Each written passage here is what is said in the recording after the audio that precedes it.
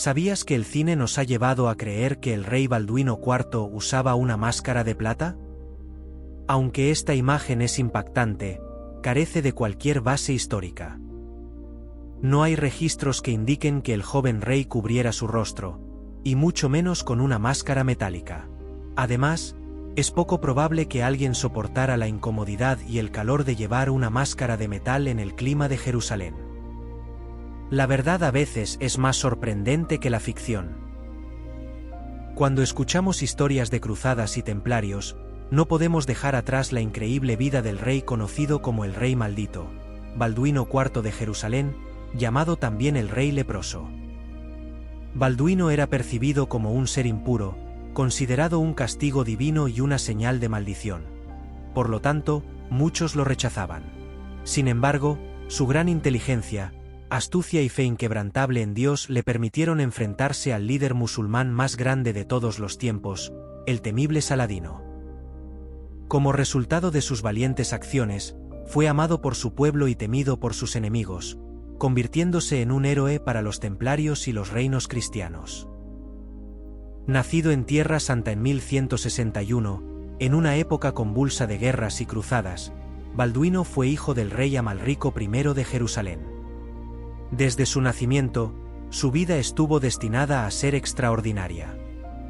Debido a que creció en la corte de Jerusalén, rodeado de caballeros y nobles, el fervor cristiano se convirtió en la columna vertebral de su vida en el reino.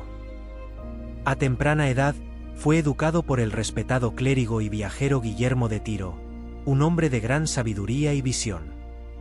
Gracias a su tutor, Balduino no solo aprendió las artes de un buen caballero, sino que también adquirió valores de justicia y liderazgo que marcaron su reinado. Su propio tutor fue quien descubrió una terrible verdad sobre Balduino que marcaría su vida y la historia para siempre.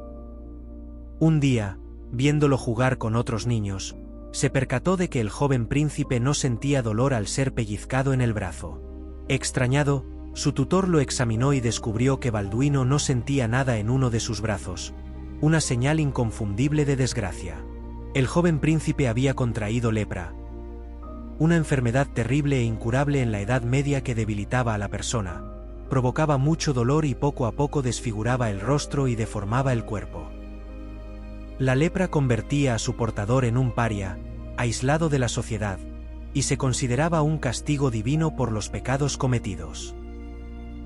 En 1174, la muerte de su padre, el rey Amalrico I, llevó a Balduino al trono a la temprana edad de 13 años, siendo coronado en la iglesia del Santo Sepulcro de Jerusalén.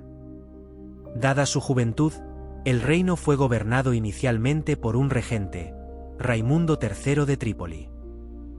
Las tensiones en el reino eran evidentes, la corte estaba llena de intrigas y ambiciones, ya que la nobleza buscaba influir en Sibila, la hermana de Balduino y siguiente en la línea sucesoria, anticipando que ella pronto ascendería al trono debido al rápido avance de la lepra, que afectaba principalmente su cara y manos. Balduino y su tutor trataron de esconder la enfermedad del joven rey a toda costa. Sin embargo, Balduino no se resignó a ser una figura decorativa.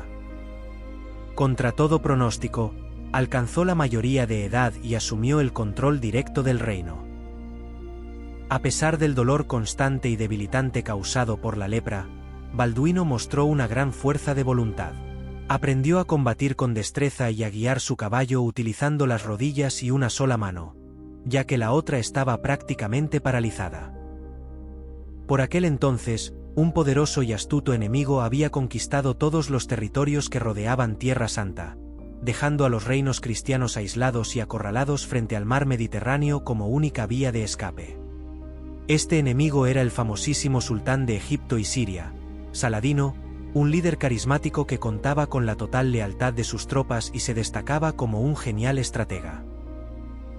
Balduino no confiaba en el acuerdo de paz firmado por su anterior regente con Saladino, pues sabía del interés del sultán por conquistar Jerusalén.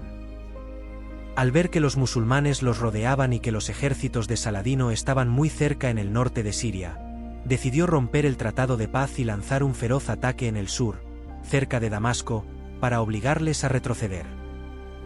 El propio Balduino lideró la batalla de Damasco, participando personalmente a pie de campo en los ataques y logrando la victoria en 1176. La desdicha continuó para Balduino, que contrajo malaria de su cuñado Guillermo de Monferrato. Durante su convalecencia, dejó el reino en manos de Reinaldo de Chatillon, un cruzado francés que había sido encarcelado por los musulmanes en Alepo y que se había convertido en príncipe del reino cristiano de Antioquía. Reinaldo era muy ambicioso, colérico y violento, pero se convirtió en uno de los principales aliados del joven rey Balduino y su presencia fue crucial en las batallas venideras. En 1177, Saladino, aprovechando que la mayoría de los ejércitos cristianos se habían marchado a atacar la fortaleza sarracena de Arim, movilizó sus tropas hasta el reino de Jerusalén con la determinación de conquistarlo. Entró en Tierra Santa con un enorme ejército de 30.000 fervientes musulmanes, presuponiendo que encontraría poca resistencia. Sin embargo, Balduino no estaba dispuesto a rendirse fácilmente. Con una determinación feroz, reunió a los pocos caballeros templarios que le quedaban, un total de 375 caballeros y 4.000 infantes. Para motivar a sus hombres, mandó portar hasta la batalla la reliquia de la Santa Vera Cruz, que contenía restos de la cruz donde murió Jesucristo. Saladino, convencido de su aplastante superioridad numérica, hizo que sus tropas avanzaran dispersas para cubrir más terreno y saquear a su paso. Balduino, con su pequeño ejército, atacó la retaguardia en Montgisard junto a Reinaldo de Chatillon y sus caballeros, lanzando un ataque sorpresa que pilló totalmente desordenado al ejército musulmán.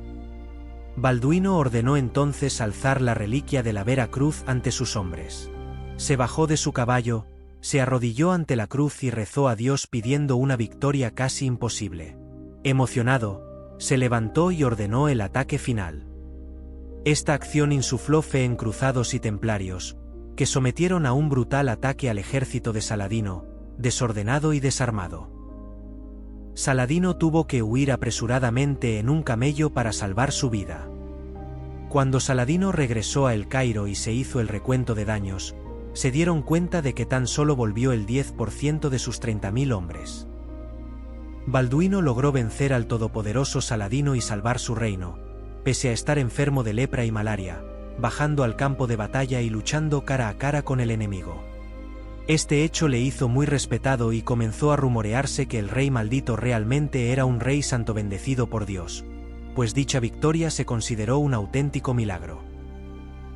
En 1179, Balduino y los caballeros templarios emprendieron la construcción del castillo de Jacob, una fortaleza en el vado de Jacob, un punto crucial de cruce sobre el río Jordán.